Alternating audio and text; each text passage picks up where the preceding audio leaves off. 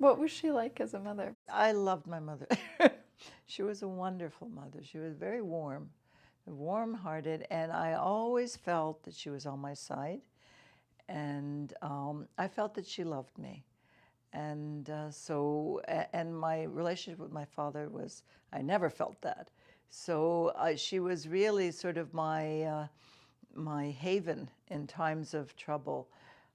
I could always go to her whenever I had a problem.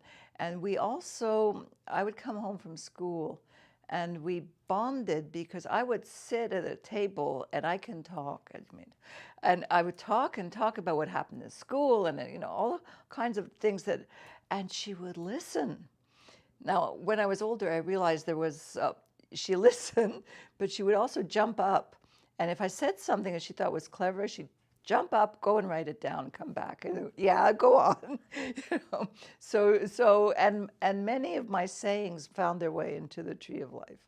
And there's a little girl in there, so that little girl says what I used to say. But during those afternoon meals, I mean, we really bonded.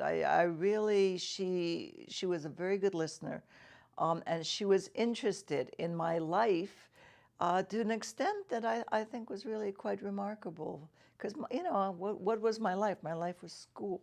And I just, I like this girl, and I don't like that one, and all the plotkis and everything.